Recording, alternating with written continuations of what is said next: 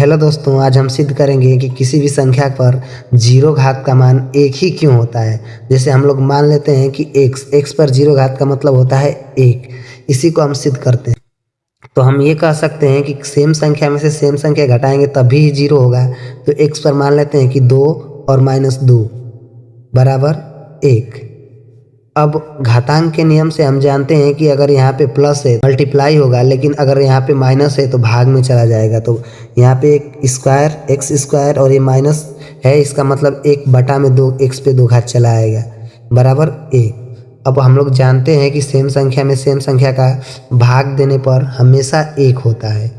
तो यहाँ से हम कटा सकते हैं एक बार, यानी कि 1/1 बराबर 1 लिख सकते हैं। इस प्रकार 1 बराबर 1।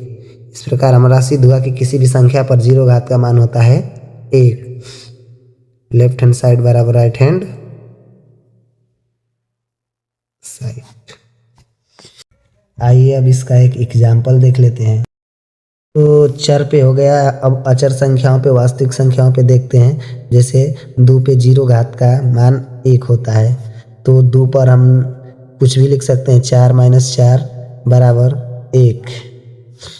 तो 2 पर 4, और जानते हैं आप लोग कि घातांक के नियम से माइनस में रहेगा तो बटे में चला जाएगा।